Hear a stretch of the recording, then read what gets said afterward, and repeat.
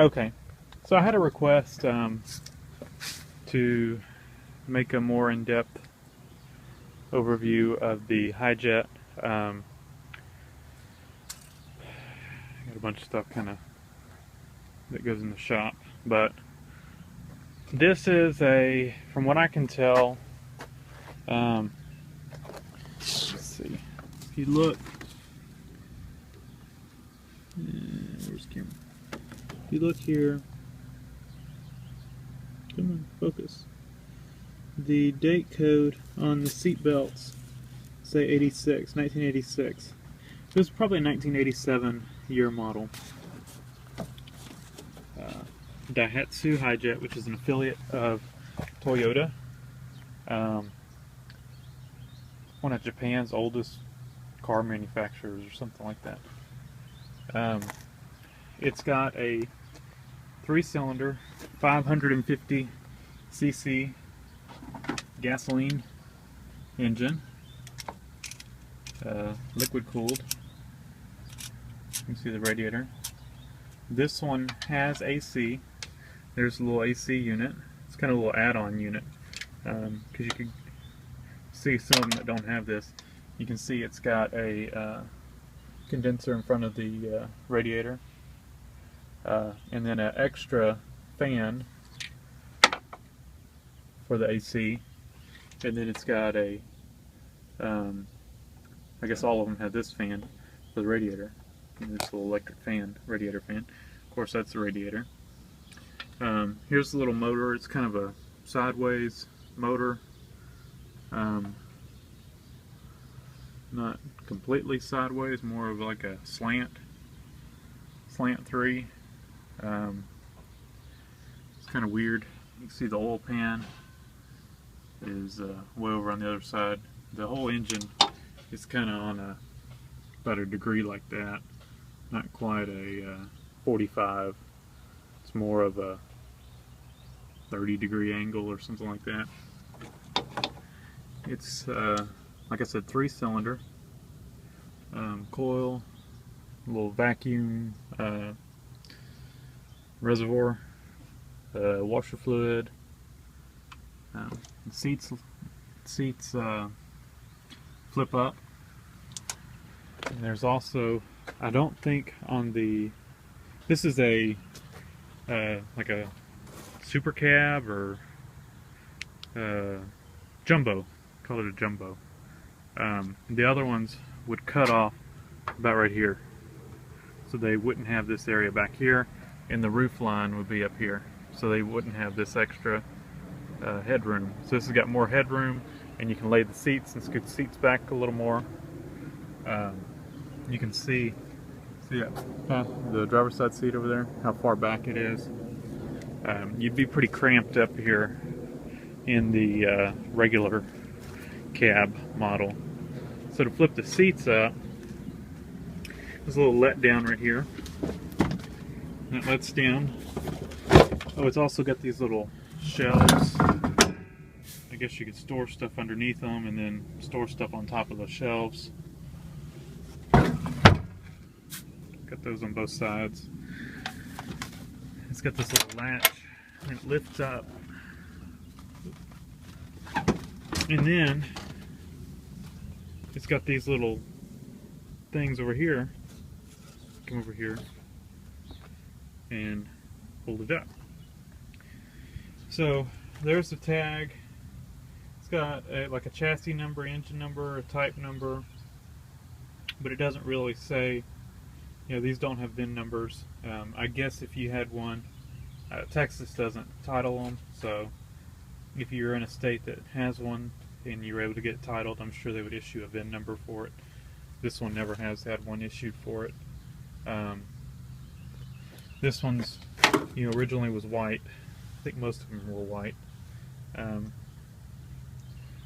Somebody painted it orange. It's got a little bit of Bondo work in the floors. Other than that, it's pretty much rust free.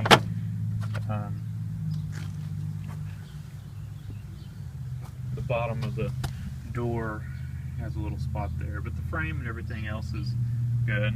This one, the frame's been painted black on this one. Originally it would have been white, but I haven't found any rust on it other than in that floor.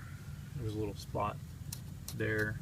I think there's a spot on the other side too, and right there. And there's a couple spots on the cab, like right here, where it's bubbling up. But that's nothing major. You got a spot here. All that could be fixed. We've got a radiator overflow. Like I said, there's the radiator. There's the AC compressor.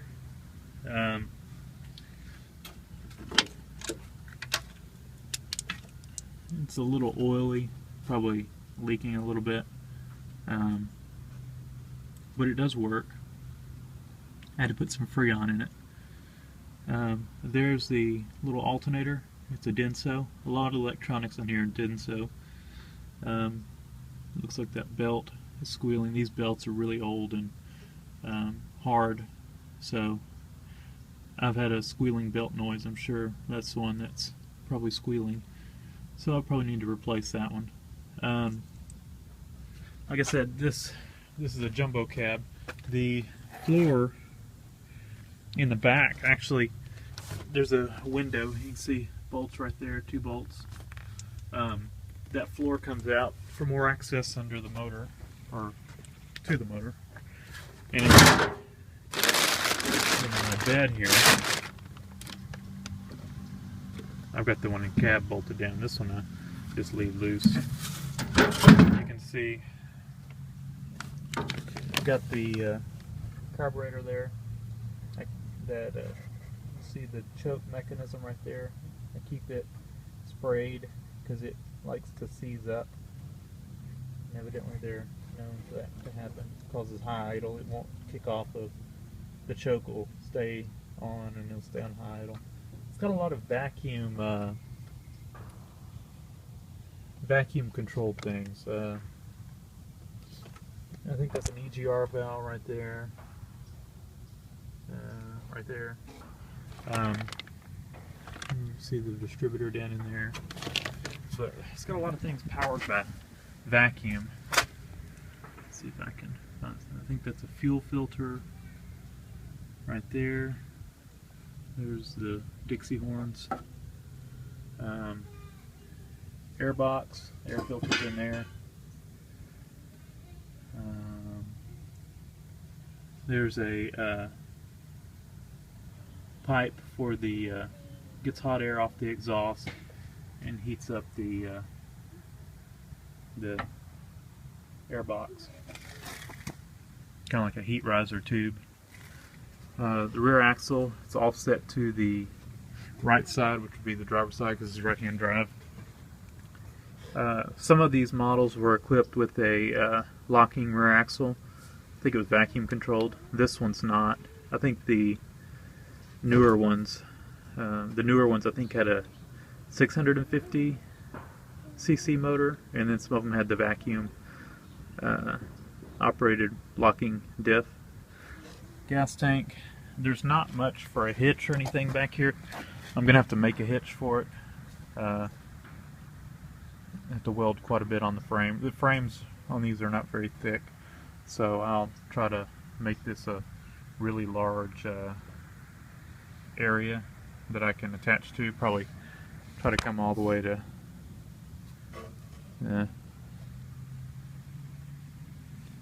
I'll just try to go as far up the frame as I can to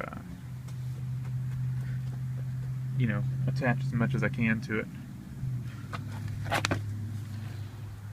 It's got power, vacuum, power brakes. There's a vacuum booster. There's a little master cylinder. It's going to flip open a little compartment here to get to the reservoir.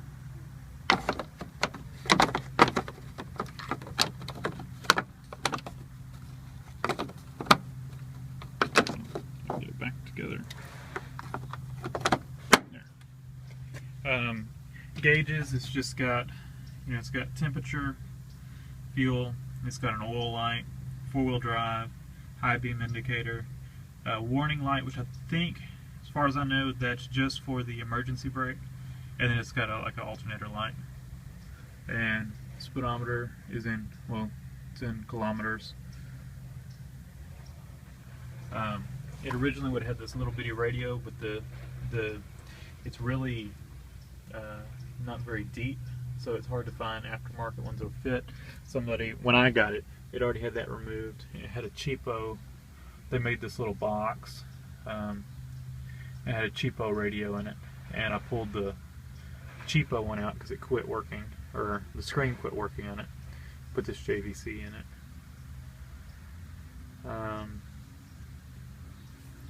It's got a heater. On this one, I think either the switch is bad or the resistor's bad, because the blower only works on this medium setting. It won't work on high or low. So I think the resistor's bad. Let's see what else. Like I said, this thing's got quite a bit of vacuum stuff. Here's a little some kind of vacuum controlled deal here. I think that's one of the things they're bad about is vacuum leaks, because there's so many vacuum lines on it.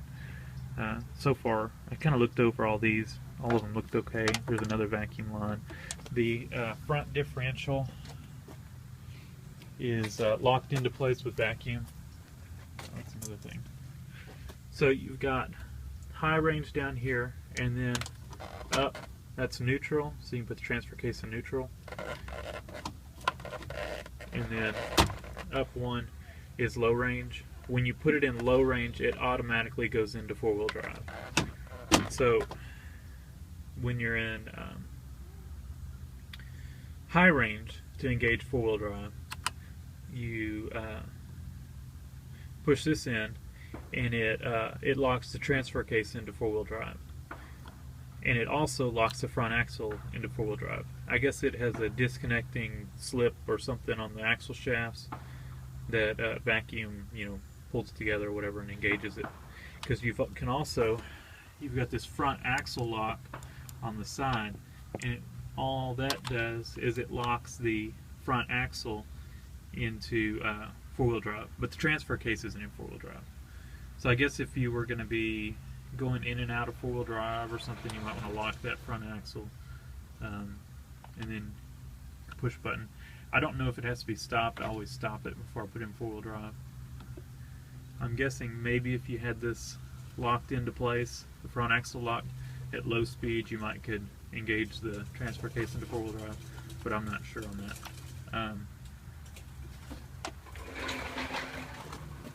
Let's see what else. This one is a 4-speed, 4 forward gears and then reverse. The newer ones that are the 650 or 660 cc, whatever, they are 5 speeds. And I think the 5th gear is still the same ratio, or maybe I'm wrong on that. I can't remember. Maybe it is a little higher ratio, but it also puts this one's got a really big jump in ratio between 3rd and 4th. 1st, 2nd, and 3rd are all pretty close, and then you hit 4th gear and it's quite a jump. It really it seems peppy until you put it in 4th gear. It bogs a little bit.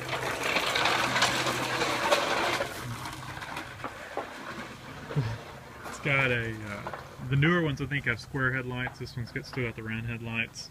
It's got a plastic bumper. It is a unibody. This one has had some front end damage. It's been hit on this bracket, which bent this thing down. What I'm probably going to do, I don't think I can, this is all one piece, I don't think I can get it all straight again. I think to correct that, what they did was they cut this bar and they flipped it. They actually had it the other way, flipped up. They had it too much, which made this tire even worse. I don't know why they did that, or if when it hit it broke this bar, and then they just welded it together. But it was pulling the tire too far forward. So what I did is I ground all their welds off, flipped it to the other side, pulled the wheel where it should be, and welded this back together. So it's not perfect, but it corrects the problem. The wheels are where they should be now. And what I'll probably do here is just put a piece of metal in here and tack it back to the floor. This is the floor right here. And it just pulled the little spot welds off the floor. Just to kind of tie that all back in, because all alignment and all that stuff is correct now. I don't want to get into trying to, I'd have to heat this probably to get it all to bend straight, and it's crinkled and creased, and I think if I just beef it back up, it'll be fine. Let's see. It's rack and pinion type steering, but it's kind of a one-way little deal there. It just comes off of one side of it, goes over to this little joint right there, and goes to the two wheels. It's got A-arm with a welded in ball joint with this weird clamp style. I think some of the Polaris side-by-sides have the same kind of joint. It's like a little stub sticking out of the ball joint, and then it's got a notch in the side of it, and you have like a pin bolt that goes in through that kind of locks it in place and then clamps the knuckle around it. You can kind of see how see that bolt right there? That kind of bolts, goes through that little slot in the ball joint and clamps it to the ball joint. I had to put CV boots on this thing. They were shredded, so I kind of cleaned up the CV axles real good and put the new boots on. So far so good. They're not clicking or anything. This one, it had a 3-inch lift when I got it, but the 3-inch lifts are bad about tearing up the CV joints, and that's probably why the boots were bad. So I was going to cut down the old lift and re-weld it, and I looked on eBay and I think it was like $99 free shipping. I just ordered another kit, and then I've still got the 3-inch lift. If later on I want to use it, all you got to do is make some spacers for the differential and space it down from the cross member and bring it down about 1 inch, like some 1-inch spacers, and then you can run the 3-inch lift just to make the CV angle not so bad.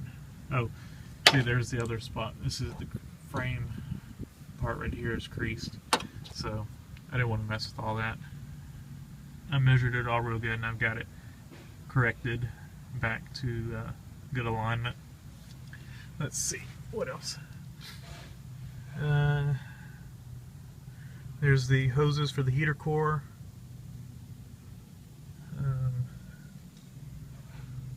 Let's go look at the motor. This video's getting a little long. Battery, it originally took some kind of weird battery. I think it would be a little taller than that. I actually found out I had to order it online, I think, and it's kind of expensive, so I just got the biggest lawnmower battery I could get, 425 cranking amps, and it starts it fine. There's a little side view of the motor. Looks like I got a little bit of an oil leak either on the distributor or the valve cover gasket. I'm going to put valve seals on it. I need its points set up. It's not electronic ignition. There's the transfer case. You can see the little front drive shaft. There's my compressor for the air horns. You can see a little vacuum. I think that's what engages the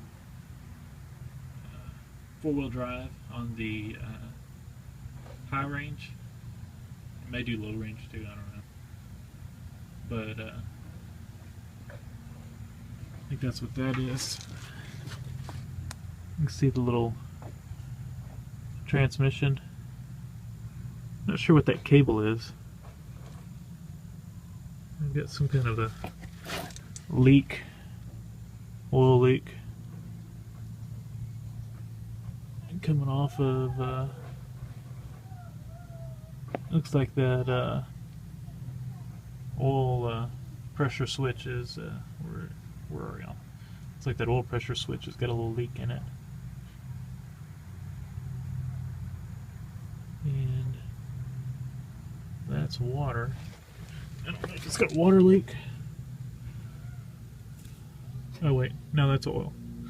I just topped off the oil. It burns a little oil, and that's where I spilled some oil. That's a leak. That's spilled oil on there. There's the little exhaust manifold, gonna come straight out the bottom of the motor. No catalytic converter. Just got one of those little flex tubes, exhaust flex tubes, and muffler. It's really quiet. There's the transmission, oil filter.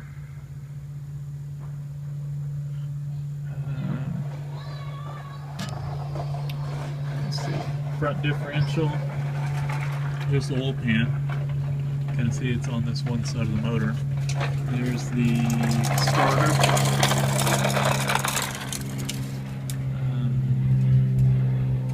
Bottom of the radiator.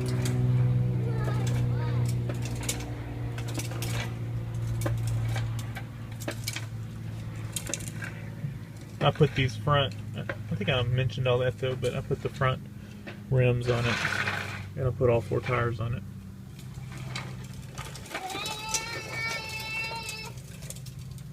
Motor mount. Hi. Let's see. Oop. Hang on, we're upside down. You can see the gas tank over there. A little bitty short drive shaft. Leaf springs in the back. Just got struts in the front.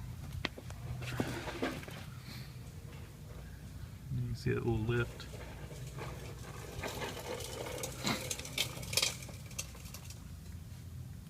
It's got drum brakes all the way around.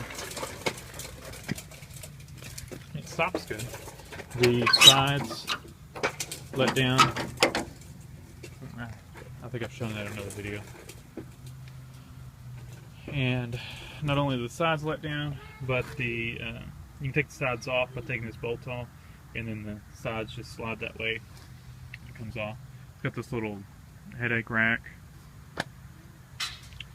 manual windows, little glove box. From what I can tell, it only has one stock speaker, unless it's somewhere else. I don't know. I haven't found one, or it's missing. I haven't found a spot for one.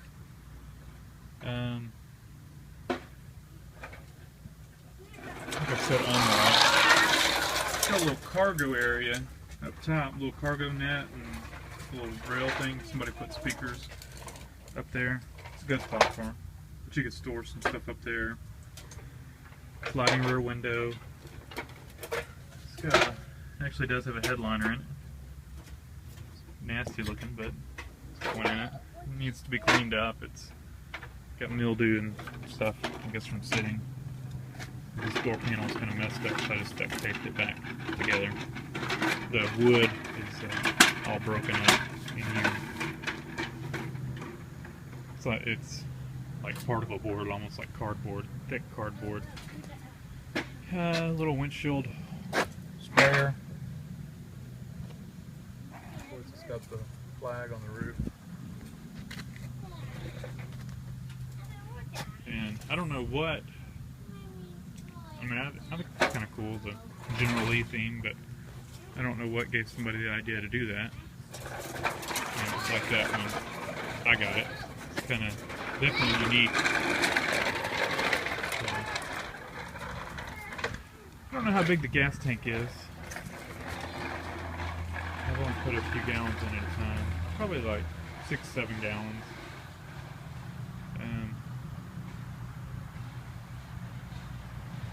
Anyway, let's see, let's start it up. It's out of gear. It has no neutral safety switch. I don't know if it's just been bypassed. Runs great. it's got a little bit of a belt noise and rattle.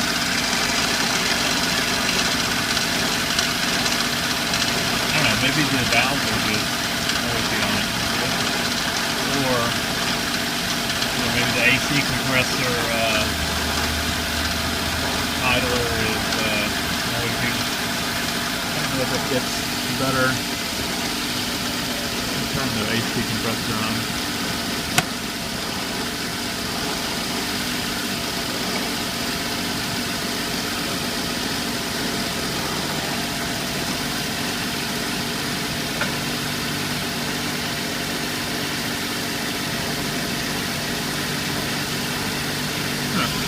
It must be low on Freon again.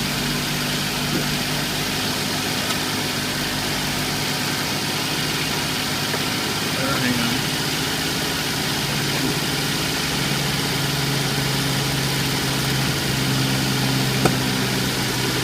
Yeah, must be low on Freon again.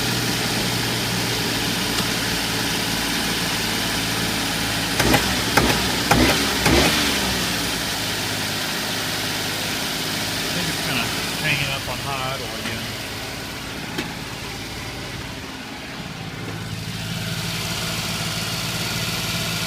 Set this little staircase.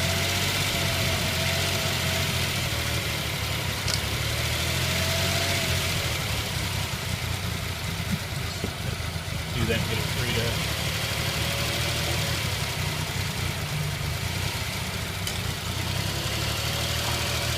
That's better.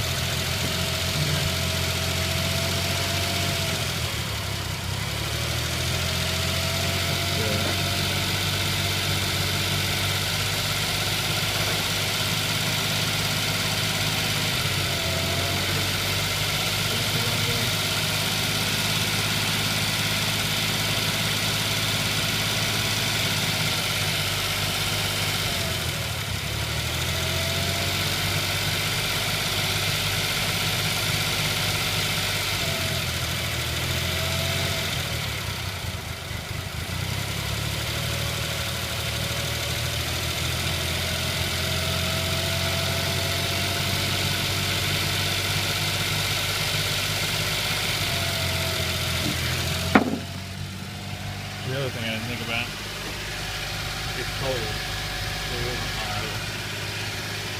So, anyway, we've got almost a 30-minute long video, so I'm going to cut this off. Thanks for watching.